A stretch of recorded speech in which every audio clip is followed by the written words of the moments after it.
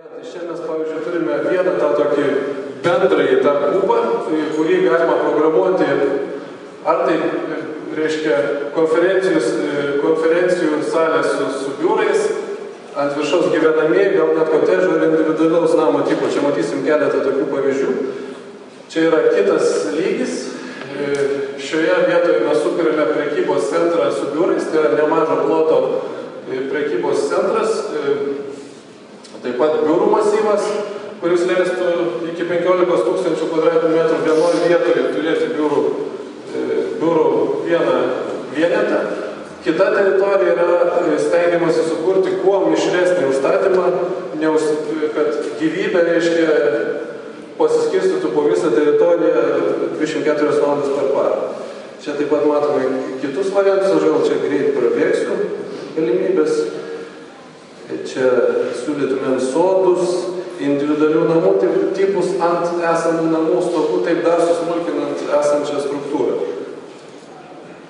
Palei krantinę siūlytumėm viešbutį ar panašias viešasias funkcijas. Dar labai svarbu, nepaminėjau, kad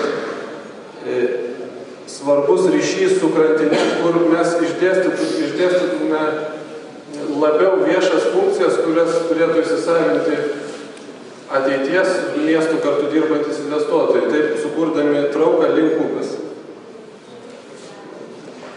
Taip pat rimtai sprendėme transportą. Čia matosi požeminė gatvė, jinai susijungia su esančiu pagrindiniu patekimu į senamiestį. Taip pat yra didžiulis parkingas, jis yra vieno lygio, svarstome galimybę čia padaryti 2 lygius įrengiant, kur didžiausias intensyvumas įrengiant patogų susiekimą biurams bei komercijai. Taip pat ateityje špynės tipo sankryža leistų sukurti laisvą erdvę žiede ir arba įrengti antžeminį arba požeminį parkingus. Ir čia mes matome etapus, labai aiškiai programavome etapus. Tai yra pirmas etapas raudonas kontūras su katalizatorium šiuo pastatu, kur mes siūlytumėm įrengti kūrybinių industrijų centrą, kviesti menininkus, kūrybinį darbą dirbančius žmonės ir jis taptų tokį varomąją jėgą visam kvartalui. Vėliau palankiausias etapas būtų vystytis į šitą pusę, čia paliekant ir neužstojant mūsų siūlomos mediatekos šalia pilies, kuri paverstų pilį kaip pasyvų traukos objektą aktyvių traukos objektų, tiek miestiečiam, tiek svečiam. Vėliau vystytųsi viršutinė palei upę esanti teritorijos dalis.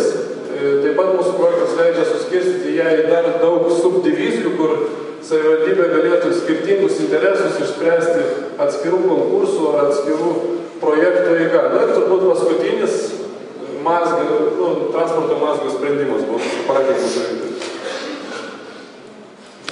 Čia mes matome labai kitą svarbų aspektą mūsų projekto, tai yra upės panaudojimo galimybės ir kaip keičiasi pakrantės tipologija kartu su kvartalo arba miesto struktūros tipologija. Prie žiedo mes turime atvirą kaip regyklos zoną, kur neformuojame jokio turinio užstatymo, bet programuojame funkcijas šlaite.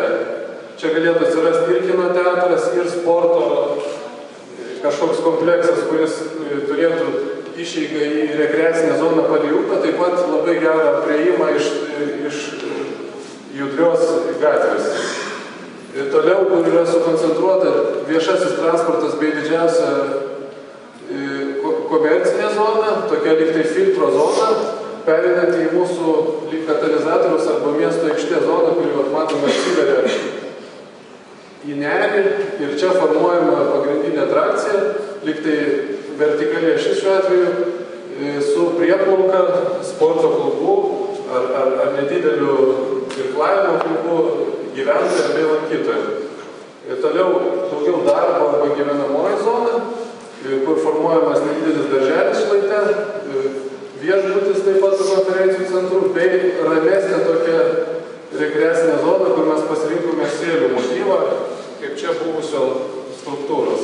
Toliau formuojame pilies aikštę, čia nėra jokio užstatymo, galimybė atsirasti tiltui, bei įgilinta į žemę mediateka su neužstojantį vaizdą, su kažkokia funkcijos šuliniais, maketą galbūt geriau matosi šis sprendimas, kuris neužstotų pilies ir leistų suaktyvinti veiklą būtent toj zonai. Ir vėl pereinam į gamtinę struktūrą, kuri dominuoja Santakos parke. Čia mes matom tą struktūrą. Struktūra yra labai racionali ir griežta.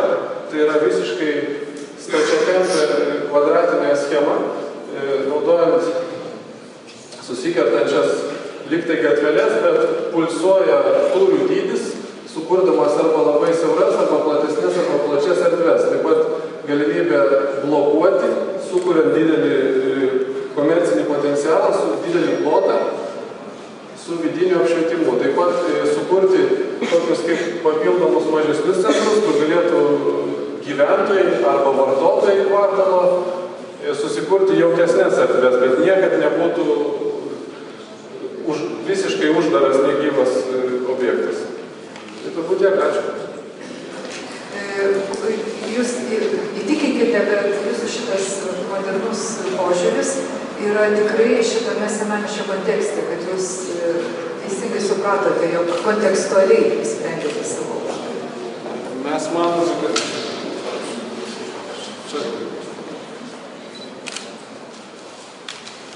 manome, kad didžiausias privalumas šio kvartalo ir kontekstualumas su senamiesčiu tai būtų gyvybingumas ir plačios galimybės su funkcija. Taip pat, jeigu jūs pažiūrėsit, pirmieji tūriai, smulkus tūriai yra labai artimo dydžio senamiesčiui. Mes neformuojam perimetro, tačiau pati tūrių tipologija yra labai smulki, yra maksimum 4 aukštų aukščio. Dauguma tūrių, kurie ribojasi su senamiesčio kvartalais, yra 3 ir 2 aukštų aukščių. Link upės dar žemesni tūriai. Mes sąmoningai nekuriame senamiestį imituojančio arba pratęsiančio jo aiškės gatves, nes tai niekad nebuvo struktūra, kuri priklauso senamiesčiui. Čia yra nauja struktūra. Ar išliks aukštis paliekamo pastato? Manome taip, dėl to, kad jeigu pažiūrėt Kauno senamiestį, daugelį viešų erdvių yra bažnyčios, kurios savo aukščių arba kiti objektai, kaip rotušė, viršė labai smarkiai 2-3 aukštų aplinkinio užstatymo tipą. Tai mūsų kvartalo akcentas yra būtent šitas kūrybinių industrijų centras šitame esamų pastate ir mes jį paliktumėm 20 metrų ar panašiai, kiek jis dabar.